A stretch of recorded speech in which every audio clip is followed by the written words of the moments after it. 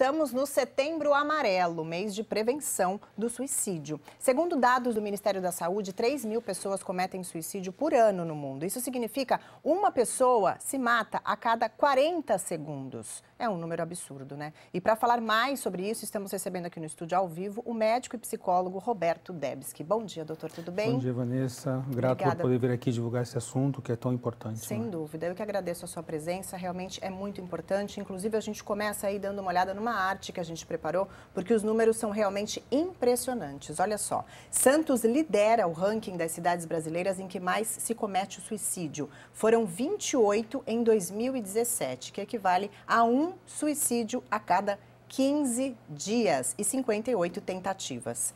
Já em Campinas, o suicídio cresceu mais de 1000%. De 27 casos, foi para 323 em um ano. Por que um número tão alto, doutor, na sua opinião? Bom, existe uma série de fatores que levam uma pessoa ao suicídio e às tentativas de suicídio, né? Geralmente são jovens, adultos e idosos que também têm um grande número de suicídio e tentativas, que de alguma maneira buscam interromper o seu sofrimento. Muitas vezes não querem interromper a vida, mas aquele sofrimento interminável, aquela falta de perspectiva, perda de sentido da vida, muitas vezes ligada a doenças como a própria depressão, depressão grave. Então, as pessoas não veem uma alternativa, não conseguem passar isso, se comunicar com outras pessoas, poder dividir essa sua angústia, esse sofrimento, e acabam optando, de alguma maneira, por essa medida que é drástica e irreversível, né? Doutora, agora até uma questão que eu tenho curiosidade em saber, não sei se através dos seus estudos o senhor conseguiria me responder. A pessoa, na hora em que vai cometer o suicídio, aquilo foi planejado? Ela pensa, vou subir em tal andar, me jogar dali porque ali é alto ou não? Sim. É uma coisa súbita que vem e acaba fazendo. Muitas vezes é um impulso súbito, mas muitas vezes há um planejamento durante longo tempo. E, inclusive, essa pessoa pode dar pistas sobre isso. Certo. E os seus parentes, pais, no caso de jovens, familiares, amigos, se tiverem essa percepção, eles podem captar essas pistas e talvez intervir de alguma maneira. Quais seriam essas pistas, então, doutor? muitas vezes mudanças de comportamento, né? A pessoa fica mais retraída socialmente, ela se fecha, não se comunica como se comunicava antes, às vezes fala sobre, eu vou terminar com tudo isso logo, esse sofrimento vai acabar. São palavras que às vezes a gente pode captar e perceber que existe alguma coisa diferente. Essa pessoa está talvez num sofrimento e pode vir a tentar alguma coisa, mas as pessoas às vezes não têm essa percepção. Então, e muitas vezes a pessoa também não demonstra nada, né? A gente ouve casos até da pessoa falar, nossa, mas ele estava tão bem ontem à noite, estava tão feliz. Não demonstra casos, esse problema. Tem muitas pessoas que não demonstram, ou então o que demonstraram os outros não perceberam, não é? E muitas vezes a gente sabe que as pessoas se comunicam através das suas máscaras, né? Sim, elas querem aparentar que está tudo bem, se escondem um pouco, o mundo né? é perfeito. Hoje em dia a gente tem isso, né? Sim. As pessoas precisam demonstrar que está tudo maravilhoso. Então, as postagens nas redes sociais, as famílias são perfeitas, o mundo é perfeito, a nossa vida é perfeita. E a gente sabe que isso não é uma verdade, né? A vida tem coisas positivas, coisas negativas, e às vezes as pessoas não sabem lidar com esse sofrimento e precisam mostrar que tudo está de uma maneira maravilhosa que na realidade não acontece. É o que eu costumo falar, né? Problema todo mundo tem, mas dificilmente a pessoa demonstra isso em redes sociais. O senhor acha, então, que as redes sociais ajudam aí a esse comportamento, a esse número tão alto? Então, as redes sociais são uma maneira de a gente divulgar informações, da gente postar a respeito da nossa vida, buscar de alguma maneira ser olhado, ser admirado, sentir que tem um valor. Então, esse é um dos lados das redes sociais. E a gente tem que olhar para isso, né? Não é algo real. Sim. As pessoas hoje ficam adictas, viciadas em receber curtidas, em receber aprovação. Então, no fundo, isso é algo que demonstra uma carência. Sim, uma carência fuga, infantil, né? Uma busca de ser aprovado, uma falta de percepção do seu próprio valor. Então, é como se o outro tivesse que mostrar o valor que eu tenho. Certo. E claro que a gente interage, vive junto com as outras pessoas, mas esse não é o único parâmetro que serve para nos avaliar. Sim, e aí a pessoa acaba se comparando a vida que aquela outra pessoa leva e, no caso, você não.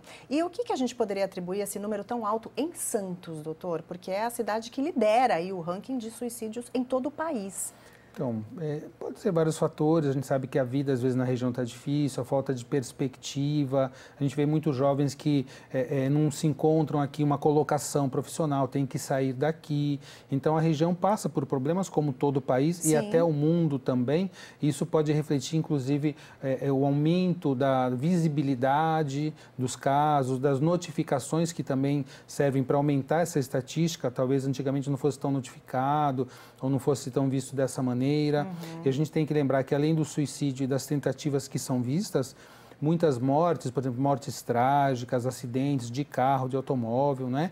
Elas têm ligação com o fator suicídio e muitas vezes não são vistas dessa maneira. Entendi. E a gente viu, inclusive, falando de Santos, um caso anteontem aqui na região também, em uma escola em que um estudante do primeiro ano se jogou. Não faleceu, graças a Deus, está internado, mas assim, o ambiente escolar, a gente tem visto isso acontecer muito no ambiente escolar. Por quê, doutor? Os jovens estão passando por uma crise muito grande, né? As famílias em geral. Nós temos muitas vezes jovens que estão em casa, os pais aparentemente acham que está tudo bem, não sabem o que esse jovem está passando, o que ele está fazendo. Hoje em dia se fica muito, né, nas redes sociais, celular e tudo mais, e as pessoas às vezes estão no mesmo ambiente, mas não se comunicam. Isso. Então esse jovem não é visto. Os pais não sabem o que ele está fazendo. A gente não fala isso para gerar culpa nem nada, mas os pais às vezes não sabem o que esse jovem está tendo contato. Ah, está tudo tranquilo, ele está lá no quarto dele, mas ele está tendo contato talvez com grupos ou com aspectos da rede social que incentivam esse tipo de comportamento, como a gente vê aí que Baleia Azul e tantas outras jogos, exatamente, jogos, então de desafios, né? Exatamente, às vezes olhar para o jovem e perguntar o que está acontecendo, se você está bem, ter uma escuta, participar mais, né? Como antigamente as pessoas falavam, conversavam mais, hoje em dia fica muito mais na questão do isolamento, mesmo em conjunto. Então é algo que tem que ser olhado, os pais perceberem, a família perceber, a escola. Todos têm que estar unidos, né, para olhar para esse jovem, porque o jovem está numa fase em que ele precisa de aprovação, ele precisa ter o sentimento de pertencimento ao grupo, e muitas vezes os jovens hoje não estão sendo preparados adequadamente para a vida. Para encarar a vida. Para encarar a vida, então vivem em bolhas de ilusão, acham que tudo que eles querem, como é na família, tem que acontecer no mundo lá fora, isso não acontece, Exatamente. o mundo não vai aceitar tudo o que eu quero. E esse jovem às vezes não sabe lidar com a rejeição, com as frustrações, com seus limites. Então os jovens, aliás, desde a infância, precisam ser preparados para crescer com resiliência. Sim. Saber que há limite, que a gente tem que ter responsabilidades. E que a vida, né? lá fora não é a mesma A vida lá dentro de fora casa, não é de né? casa. Então, se a gente não tiver esse preparo em casa, na hora que o jovem for para o mundo, ele vai lidar com uma dura realidade e muitas vezes não tem o preparo pessoal e a resiliência para encarar isso e às vezes busca fugir da vida por conta disso. Sim.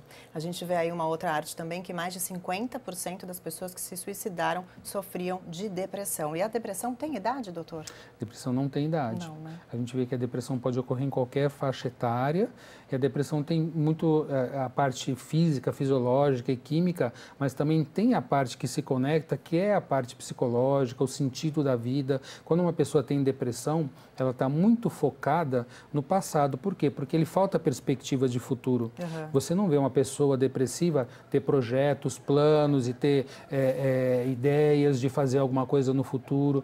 Então, ela perdeu a perspectiva de vida, ela perdeu, vamos dizer assim, seus projetos de futuro e precisa se reconectar com isso. Sem dúvida. E agora eu queria fazer uma pergunta para o senhor até para saber, a gente fala muito de depressão, desses tipos de quadros, mas e no caso o álcool e a droga, que a gente sabe também que é um problema enorme aí na nossa sociedade, ele potencializa esse problema na pessoa que já tem uma depressão, por exemplo? Sim, com certeza. O álcool, as drogas, elas têm um efeito psicotrópico, não é? O jovem ainda está com seu cérebro em formação, né? Então, por estar com o cérebro em formação, o efeito das toxinas, do álcool, das drogas é maior no jovem e você perde muitas vezes esse contato com a realidade, né? Muitas vezes a droga e o álcool é uma fuga para uma realidade difícil e a gente sabe que o pertencimento de grupo dos jovens faz com que ele busque muitas vezes esse comportamento, porque se não aderir, ele vai se sentir isolado e o sentimento que precisa pertencer é muito forte. No caso dos jovens, até mesmo os idosos, é muito importante o papel da família, né, doutor? É importante a gente deixar esse recado como aí núcleo, pessoal, né, como base, exatamente. A família é a base, né? É de onde nós nascemos, e as questões da família, o pertencer a essa família, as questões de hierarquia, que a gente vê que hoje as crianças são colocadas até num patamar maior do que os pais, comandam a casa, isso é muito ruim para essa criança, porque ela perde essa perspectiva do lugar dela, não é? Então, esse equilíbrio de troca de família, de pais e filhos, que tem a ver tudo isso com as leis sistêmicas da vida, não é? Precisa ser observado, e os jovens precisam ser educados nisso.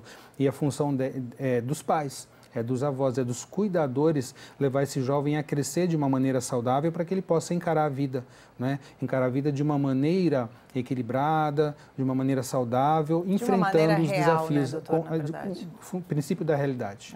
Tá bom, doutor, muito obrigada, viu, pela sua entrevista. Conversei com o médico e psicólogo Roberto Debski. Boa tarde para o senhor. Boa tarde.